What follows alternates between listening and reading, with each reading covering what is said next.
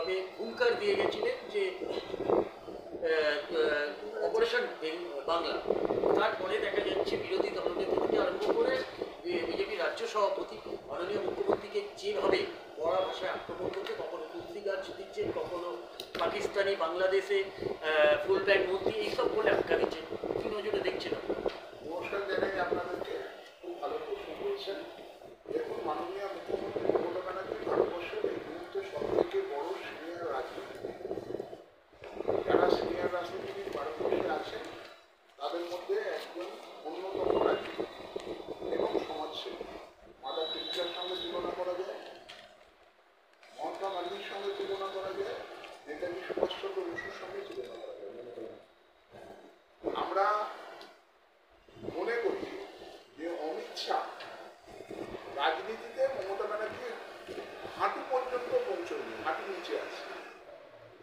সুতরাং অমিত শাহ অনেক রাজনীতিতে মমতা ব্যানার্জির কাছে বাচ্চা ছিল। কি ভুলভাল বলছে, তাই অপারেশন এসব রাজনীতির কথা নয়, মানুষই রাজনীতি শেষ কথা কথা। ভারতবর্ষের মধ্যে মমতা বন্দ্যোপাধ্যায়ের যে জনপ্রিয়তা আছে, মোদীর সেই জনপ্রিয়তার 25% নেই। আপনারা দেখবেন জনপ্রিয়তার নিরিখে সেই 1984 সাল থেকে মমতা ব্যানার্জি দিনের পর দিন জনপ্রিয়তা উঠছে, আর মোদীর জনপ্রিয়তা আস্তে আস্তে পড়ছে ভারতবর্ষে। সুতরাং আমরা মনে করি, আর ওই মেদিনীপুরের মির্জাফরের কথা যত কম বলা যায় তত ভালো। ও একটা অর্ধশিক্ষিত ছেলে, রাজনীতির ভাষাবোধ জ্ঞান নেই। বিধানসভায় সব থেকে অপদার্থ অযোগ্য বিরোধী দলনেতা হিসাবে পশ্চিমবঙ্গ বিধানসভায় চিহ্নিত হয়েছে কথায়, আর মানুষ ওর কথা শুনে না। ও এত কুৎসিত নোংরা কথা বলে, ভাষা জ্ঞান এত খারাপ, কখন কাকে বাবা বলছে, বাবা কাকে বলে, নিজের জন্মদাতা পিতাকে বাবা বলে, আর সবাই বাবার সমান বা এইরকম ধরনের সম্বোধনা করে। যাকে যাকে বাবা বলছে, কোনো ভাষাবোধ বা কোনো নীতিবোধ, রাজনীতিতে সততা, ন্যায় কোনো কিছু হচ্ছে না। আর ইচ্ছার কথা বাদ, ও রাজনীতিতে ভারতবর্ষের বিহারদের ভোট জন্য বাধা। 2026-এ সিঁদুর অপারেশন বিজেপিকে কতটা মাইলেজ দেবে, যেভাবে তারা সিঁদুর অপারেশনটাকে নিজেদের বলে ঘোষণা করেছে? সিঁদুর অপারেশন করছেন কেন? অপারেশন সন্ত্রাস করুন। সন্ত্রাসবাদীরা পহেলগাম কাশ্মীরে হত্যা লীলা চালিয়েছেন, এলোপাতাড়ি গুলি করেছেন সাধারণ মানুষকে। সন্ত্রাসবাদীদের কোনো জাত হয় না। আর সিঁদুর অপারেশন কেন হবে? ওটা অপারেশন সন্ত্রাস। অপারেশন সন্ত্রাসের জন্য মোদী কোনো ভূমিকা নেই, বিজেপি কোনো ভূমিকা নেই। পাকিস্তানের সঙ্গে যুদ্ধ হয়েছে, এই যুদ্ধ করেছেন আমাদের ভারতবর্ষের সেনাবাহিনী। এই সেনাবাহিনীদেরকে আমাদের নতমস্তকে তাদেরকে প্রমাণ দেয়। আর সারা পৃথিবীর কাছে দেখুন, বিজেপির কোনো প্রতিনিধি পাকিস্তানের সন্ত্রাস নিয়ে মুখ খোলেনি এবং তারা কোনো কিছু বলেনি। অভিষেক বন্দ্যোপাধ্যায়, আমাদের তৃণমূল কংগ্রেসের দল, মমতা বন্দ্যোপাধ্যায় অভিষেক বন্দ্যোপাধ্যায়কে দেশের হয়ে প্রতিনিধিত্ব করবার জন্য বিদেশে পাঠিয়েছেন। সেখানে অভিষেক বন্দ্যোপাধ্যায় স্পষ্টভাবে পাকিস্তান সন্ত্রাসবাদী দেশ এবং পাকিস্তান জঙ্গি কার্যকলাপ করেন, এটা পৃথিবীর মানুষকে বুঝিয়েছেন। মোদী কিন্তু পারেনি, পেরেছে অভিষেক ব্যানার্জি। সুতরাং আমরা ভারতবর্ষের মানুষ, আমরা দেখেছি যে দেশকে নেতৃত্ব দিতে মোদী ব্যর্থ।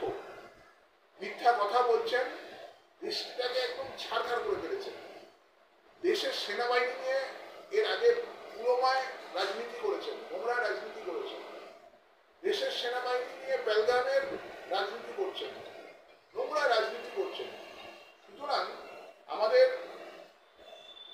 বক্তব্য যে ভারতবর্ষে এই মুহূর্তে নেতৃত্ব দেওয়ার মতো যোগ্য ব্যক্তি কেউ নেই মমতা বন্দ্যোপাধ্যায় ছাড়া।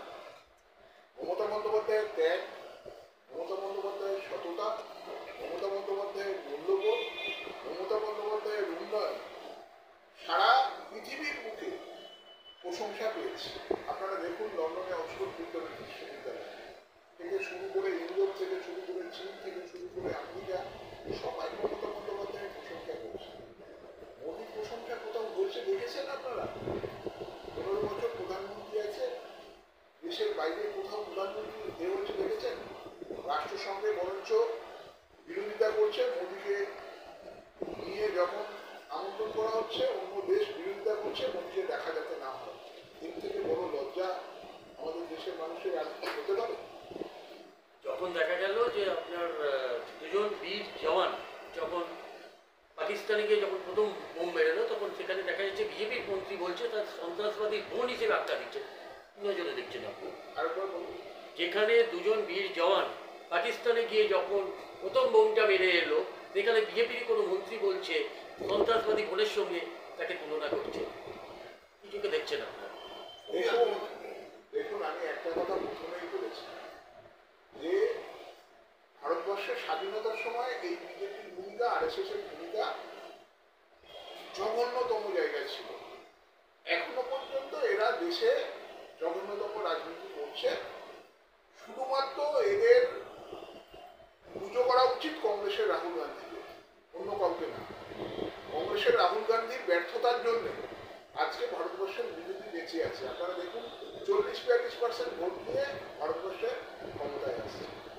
যে কটা রাজ্যে ভোট কাটাকাটি, ভোট ভাগাভাগিতে আজকে বিজেপির উত্থান এবং বিজেপির রাজত্ব চলছে। শুধুমাত্র রাহুল গান্ধী এই ভুল রাজনীতিতে ভারতবর্ষে বিজেপির অবস্থান এবং বিজেপির পারমাণবিক চলছে। দেখা যাচ্ছে 2026 বিধানসভা ভোটের আগে বিরোধীরা বারবার কটাক্ষ করে। শুভেন্দু অধিকারী বিরোধী দলনেতা, তিনি প্রথম বলেছিলেন এই লক্ষ্মী ভান্ডার ভিক্ষা দেওয়া হচ্ছে, মহিলারা ভিক্ষা নিতে ভোট দিচ্ছে তৃণমূল কংগ্রেসকে। আমরা যদি 2026-এ ক্ষমতায় আসি তাহলে আমরা 3000 টাকা করে আমরা দেবো। 100 দিনের টাকাটা আগে দিতে বলুন। কেন্দ্রীয় সরকার আটকে রেখেছে, গরিব মানুষের ঘরটা কেন্দ্রীয় সরকার আটকে রেখেছে। এই টাকাগুলো দিতে বলুন, বাংলার উন্নয়নের টাকাগুলো দিতে বলুন। 1 লক্ষ 75,000। এরপরে আর কোনো কথা হয়? মানুষ দেখতে পাচ্ছে না, একজন দিচ্ছে আর একজন বড় বড় কথা বলছে। একজন কাজ করছে, মমতা ব্যানার্জি কাজ করছে বাংলার মানুষের জন্য, আর মোদী দেশের মানুষকে টুপি পড়াচ্ছে। একজন কাজ করছে আর একজন দেশের মানুষকে টুপি পড়াচ্ছে, এই তো পার্থক্য। আচ্ছা দাদা, নসাদ সিদ্দিকী বলে যে মাননীয় মুখ্যমন্ত্রী ইলেকশন লড়লে ওনার বিরুদ্ধে ভালো হতো, এটা নিয়ে কি বলবেন? নসাদ সিদ্দিকী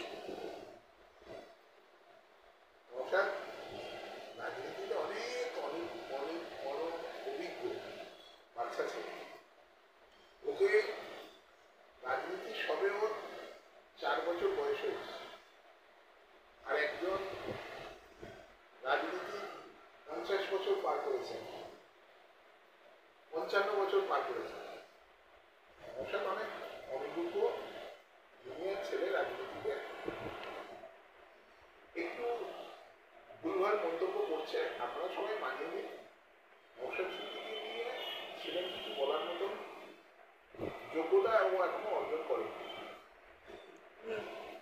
রাজপুজো নিয়ে রাজনীতি হচ্ছে, দেখা যাচ্ছে বিরোধী দল নেতা বলছে হিন্দু সবে এঠো রাজপুজো নিয়ে, এটা নিয়ে কি বললেন দাদা? আমি বিরোধী দল নেতাকে বলবো, উনি হিন্দু না কোন ধর্মের সেটা আগে মানুষকে বলুন। আচ্ছা, এই যে উনি বলছেন হিন্দু হিন্দু ভাই ভাই সনাতনী ধর্মীয় মানুষরা এক হোক, তাহলে আপনারা কি মনে করছেন সনাতন ধর্মটা কি হারিয়ে যাচ্ছে নাকি মুসলিমরা বা সংখ্যালঘু সম্প্রদায়টা এগিয়ে যাচ্ছে? দেখুন, ভারতবর্ষ, বাংলা স্বামী বিবেকানন্দের হিন্দুত্বে বিশ্বাসী, রামকৃষ্ণ পরমহংসদেবের হিন্দুত্বে বিশ্বাসী, শ্রীচৈতন্য মহাপ্রভুর হিন্দুত্বে বিশ্বাসী, রবীন্দ্রনাথ ঠাকুরের হিন্দুত্বে বিশ্বাসী, বিদ্যাসাগরের হিন্দুত্বে বিশ্বাসী, রামমোহন রায়ের হিন্দুত্বে বিশ্বাসী, কাজী নজরুল ইসলামের সংস্কৃতিতে বাংলার বিশ্বাসী। সুতরাং বাংলার কৃষ্টি সংস্কৃতি এত খেলনা নয়, যার যখন যা কিছু মনে হবে সে তখন বলবে আর সে তখন করবে, বাংলার মানুষ সেটা মেনে নেবে।